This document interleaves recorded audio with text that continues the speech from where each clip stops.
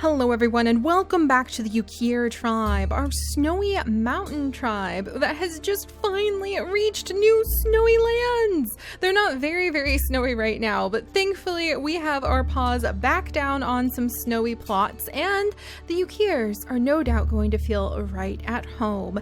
And I have a new idea when it comes to the Yukirs and the land that they call their own that I will share with you guys in just a moment, but can we just take a second to appreciate Moose's lineage, Moose's legacy in this tribe. Look at this. This is just a gigantic sea of megahorns. I am so amused. There's just so many megahorns on every one of our creatures. Oh my gosh. All right. Well, welcome back, guys. We have finally managed to get all the way over to this snowy mountain biome, and we once again have a very curious, very lonely ancestor of the Yukir tribe trapped within this ice block, waiting to surprise and hopefully impress us with their genes. So I didn't back up the save this time since it has been only a few episodes since we had the Yukirs last time, but if we don't make it to the icy gene block today, and I'm actually going to rush straight towards it, so I'm hoping we will, then I'll back up the save, and the animal that comes out of the ice blocks actually changes depending on what the save is going to be. So like if you reload an old save before you broke open an ice block, you'll get a different creature every time. It's completely random what you're going to get of the prehistoric genes and of the creature when you break these blocks open. So if you're ever really shooting for something, there's a little tip. You can back up your save and then you can just put it back in and keep cracking it till you get what you want. But I'll never do that because I like the challenge of our Yukir tribe. But just a little FYI, if you are searching down a certain prehistoric gene and you're getting frustrated with not being able to find it. So if we don't get over there before the end of the day, then I will upload this island and you guys can tell me what kind of creature comes out of it compared to what we're gonna see. But let's go ahead and see if we can at least make it there. In the future, I'll upload the Yukir saves a little bit more often because you guys have been requesting that lately. But let's see what we can do. Rokunu is going to take out that leech as if we are going to let it go ahead and get him. We have little Luli, who has been the tiny one who was born on the island that we just like ran away from with the rocks falling into the water as we dashed past.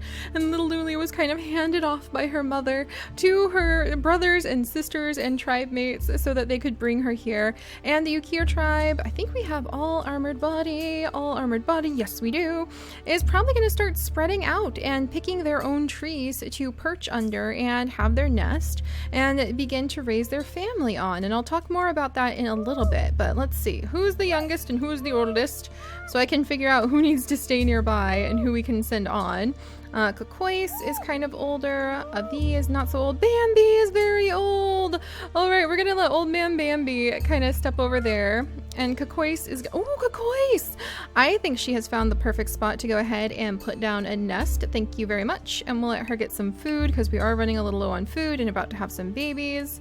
And then we do have our very interesting Koronu. And I was really surprised at how many of you requested a water ready Yukir tribe member. And that's going to be kind of interesting to actually bring into our tribe and encourage in our tribe gene-wise. But I think having a water tribe member who can go ahead and like a member of the tribe, and was saying water tribe member makes it sound like Avatar. So now I have like these visions of somebody like manipulating water in the air. So let me back up a second.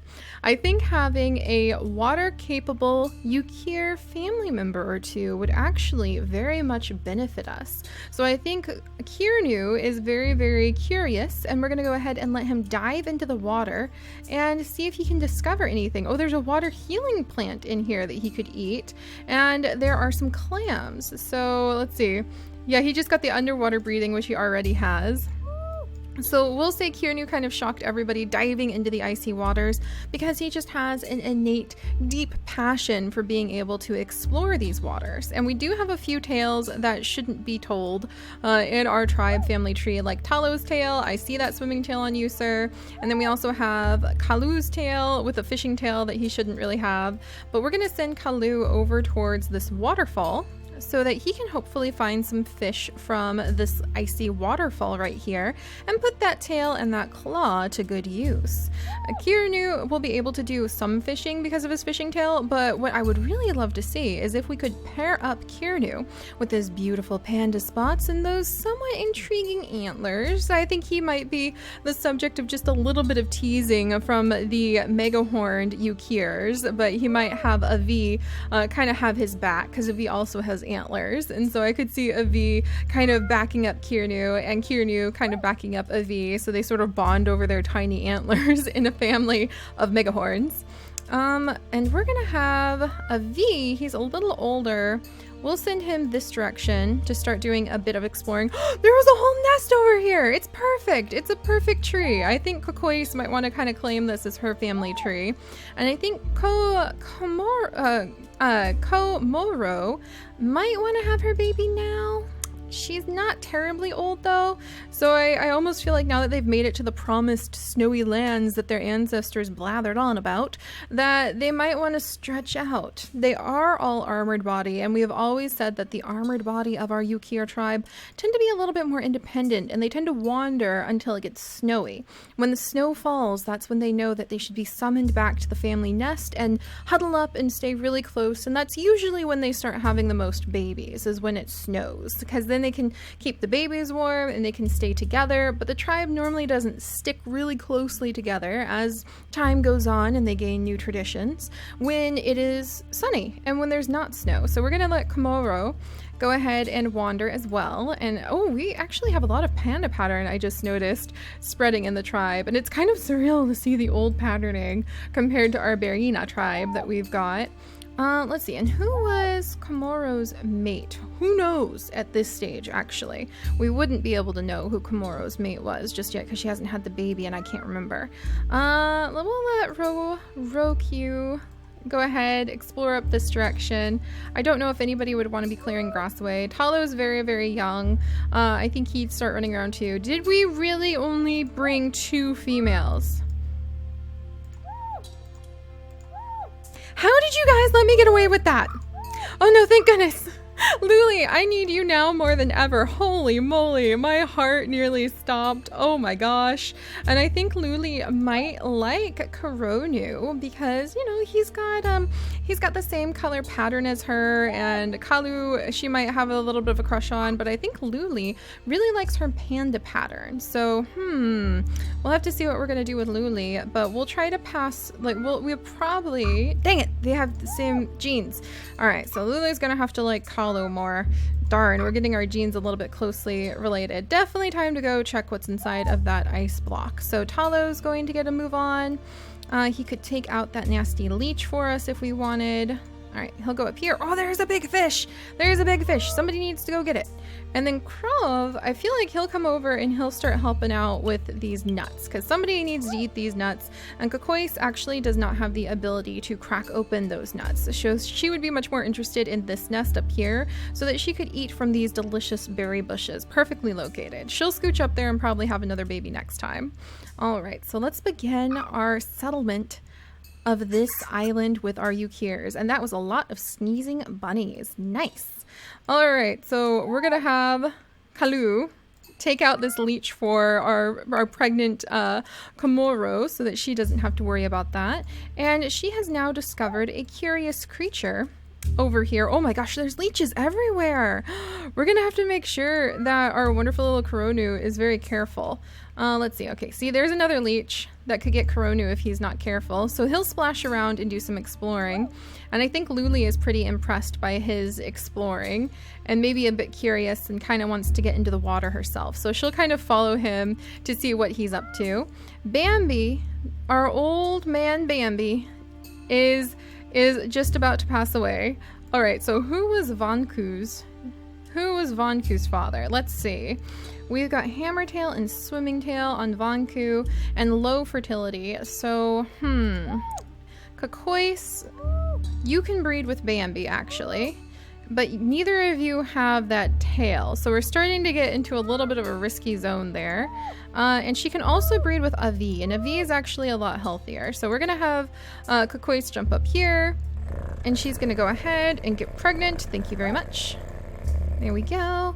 And then Avi is going to start clearing away some of the grass. And I think Bambi is going to come over and kind of like nose nuzzle with his little grandson, Vanku, and sort of just clear away the grass and help them settle in. Like kind of pull. Oh, I just made myself sad with my idea.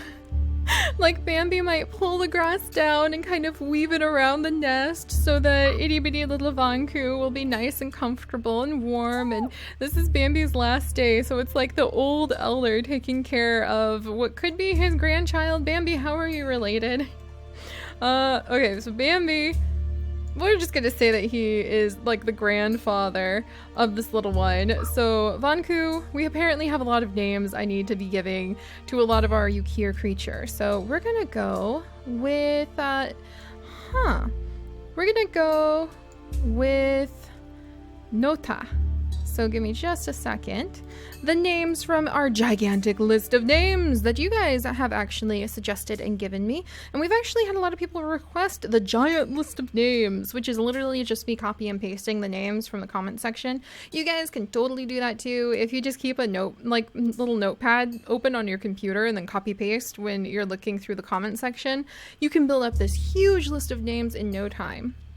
I actually delete the name after I use it so that we can make room for new names to cycle in. So I don't know if sharing it with you guys would be like the best thing, but if that's something that a lot of you are interested in, I'd be happy to put that up on the Dropbox if you guys are okay with that. So we have little Nota being tucked in by Bambi, making sure that he's nice and comfortable. And then we've got Crove, who I think would be more interested in the practicalities of taking care of this tree and all of the awesome nuts it has. Very important because we need some food. And then let's see, we'll go ahead and have Yukir help out with some of the basics of gathering food as well. He kind of has gotten caught up in having to help out with taking care of the tribe that way. Talo, how are you already cold, Talo?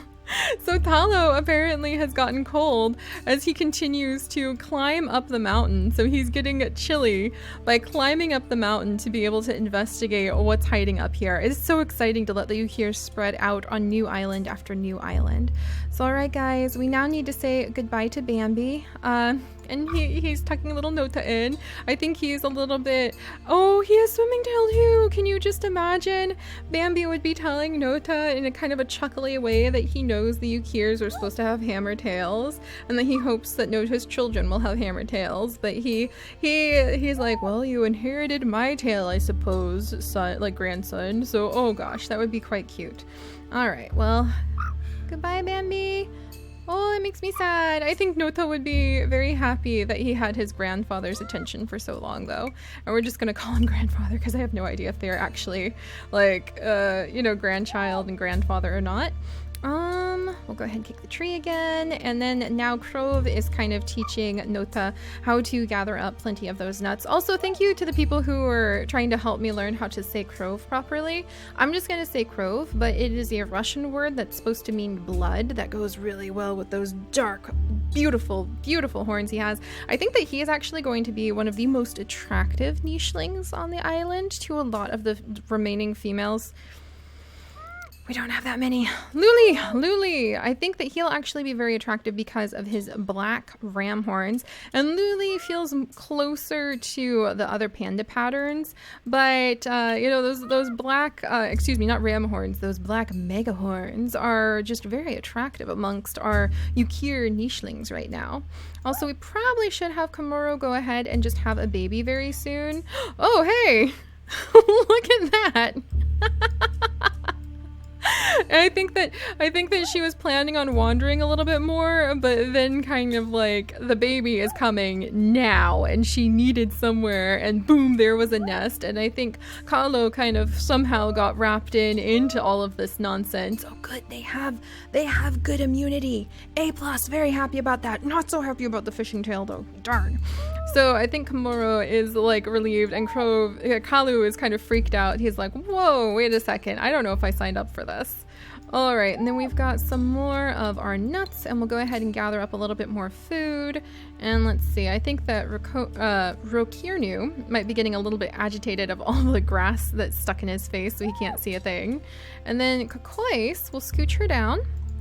She has now had a son named Takunu, who's still missing that tail. We have been a little naughty with keeping the Yukir line very strong in their pure breeding, haven't we? We're gonna have to pin a lot on little Luli's shoulders, it looks like. I think Luli and Krove are gonna need to have a lot of babies to make up for the damage I've done to this tribe's genetics. Oh, thank goodness, Krove can actually have a baby with Kakois. So I think Kakois is kind of flirty, and she also thinks that these handsome black megahorns are quite attractive, and we'll have Avi. He'll be quite tickled with his son. I think Avi will be like, hello there, son, especially with these beautiful yellow eyes of his mother. And I think that the tribe is more in the mood of like, actually, it is kind of like we're starting to have a lot of the older males take a younger male under their paw. So, we might have that happen. That's interesting. And Kronu, I don't know what to do with Kronu just yet, because we do want him to be able to have a mate that could result in children that could either crack things open, but that would sacrifice, the gills, or who would be able to fish. I mean, he can fish actually, but it would just be best if we can definitely combine the gills and maybe the armored body and that fishing tail with being able to also crack open clamshells. A lot of you are thinking that these gills that we had mutate on the other island are going to be our secret weapon for the Yukirs that will allow us to be able to survive when the time does come that we have to hoof it on to the next hard island, which is right over here. And we will only be able to take 5 creatures, and this time it will be mostly a reconnaissance mission. A lot of you guys pointed out that it's not fun to watch the Yukir suffer just for the sake of a challenge, and that it's more fun to follow them from island to island and to think about them sending like the strongest, most curious, most adventurous, since many of the Yukir ancestors we've left behind on other islands kind of get set in their ways, and they're very happy to roam the same mountainside over and over again. So it's the most adventurous and the most loyal to the family traditions and history of their tribe who end up going on to the next islands. And so we're going to send the 5 most adventurous, but we're going to have lessons learned from when we almost lost the entire tribe and when we did lose our Black Rose line. And we're going to have lessons learned from that. And they're going to know going to islands completely covered in snow can be very dangerous because there can be sudden blizzards. So the 5 we send to this island, they're mostly going to go to crack open the ice blocks as quickly as possible and then take the weakened ancestors that they pull from the ice blocks onto a new land where they can hopefully recover. And we'll talk more about the new land in just a second. All right, let me see if I have everybody now lined up. Oh, there we go. All right, Talo, I have no idea what business you have trying to be super chilly, but we've almost got you over to that ice block. Ah, Talo, no! Don't you hiss at me. Don't you hiss at me and change your name to S. I didn't ask for that. All right, let's see. And we're going to do more exploring with Kronu. And I guess Nimble Fingers, because that adds the cracking, and Cracker Jaw are really good to have in our tribe for now. I wonder, should we have more... Kirnu, I'm going to have you adventure a little bit deeper. Unfortunately, we still don't have any fish, so that's not really helping my theory of trying to have him be like a useful fisher. And Kamori, what should I put in? I'm actually going to move Cracker Jaw out and put Claw in. And I wonder, are there a lot of roots on this island? I hear Bunny, and I see some roots, so it may behoove us. No! Kamori! Kamori! Oh my gosh, keep your names, everybody. They're being very naughty about their names today. But we may think about getting Digger's Paw. Just one Digger's Paw wouldn't be bad, but it's hard to decide if we want to go for all claw and speed to do hunting, or if, like, I guess Digger's Paw isn't enough to really survive on. That's kind of the bottom line, isn't it? If we had to pick something to try to survive on, it should be like Nimble Finger, so that we could crack open, we could gather either berries, or we could also crack open any of the clamshells, or it should be Claw, so that we could hunt things, because that provides more food. Okay, so lesson learned, not really going to go for Digger's Paw. All right, let's go ahead and see what Kamori, I hope her name was Kamori, her sudden child born with a very distressed Kalu in attendance is going to be. Look at you, little one, a female! I'm so relieved. removed. Oh my goodness. She doesn't have very high fertility. Oh no, and she has a swimming tail. Curses. Curses. I need Shrove over here, I think, so that he can spread his genes, even if there's a risk of having an unhealthy child. I need that hammer tail. We're gonna lose the hammer tail if I'm not careful. Rokirnu. Let's get Rokirnu. Nah, dang it, his genes are way too similar. What about Avi? Avi might... dang it. All right, Krove, you're gonna be very flirty. We're gonna settle this in just a little bit. All right, is she pregnant? Okay, Kois is thankfully expecting now. We'll have her over there. Let's give a second to name this adorable little, almost identical baby that Komori has given birth to. She looks just like her mother, and we are going to name her. Let me zip through our list. Oh my gosh. This name might be a little bit too much. I don't think I can pronounce this name. Can I copy paste this name? Let me see. Komori, your child. Oh my gosh, I can't copy paste it. Your child is going to be Xenozixphilius, which is literally the first name that my mouse landed on when I just scrolled randomly in the list. So we're going to call her Xeno. And we're going to say that that was Kalu's idea. We're gonna blame him because Komori would have been like, Kalu, thank you so much for helping me, bringing me to the nest so that I would be able to like help my child survive. I was so worried. What was I going to do? I'm gonna give you the honor of naming my baby. And that's the name that Kalu came up with. So I think that would kind of make Komori feel like, maybe I'm not gonna have a kid with you. So we're gonna move him up here, and he's gonna kind of work on this tree while Komori sort of sits here and tries to chew over her baby's new name. Oh my goodness, that's pretty awesome. All right, and then down here, Nota is being taught how to sort through all of those nuts. So I think Krove is getting a little bit of a wandering hunger, and he figures now that he's trained little Nota up so that he's becoming closer to being an adult, he's going to start kind of scooching out here. He's just left behind some of his genes with Kokois, but you know, it's always good to keep your options open. Also, speaking of keeping options open, let's see, Rokirnu. Talu, dang it. Talu has gotten hurt, so we need to go up and do a rescue mission. I knew we wouldn't be able to get to the ice block in the same day. I really wanted to as well. Okay, and Avi is gonna go with him so that we can have a big rescue mission and make sure we can get their brother, because right now every niche creature is truly needed. All right, let's see. And Karonu, I guess he can't. No, Elite, she's coming for him. I guess Karonu can't really do much useful hunting over here, so I'm gonna move him up to the waterfall where he can kind of search up and down here instead. All right, is that everybody? Yep. Oh my. Okay, we've got to get over and unfrost the sibling for one thing before we lose him. Talo, your genes are important. We don't have that many creatures right now. We're also low on food, and thankfully we have a big predator right over here who thinks that he could come and eat us, but we have learned our lesson from the other islands, and we now know these guys are food. And so I think Komori would be quite thrilled. Look at that. Oh no, and she ended up with a leech. Come on, baby Xeno. Okay, there's no birds in the sky, so baby Xeno is gonna be safe.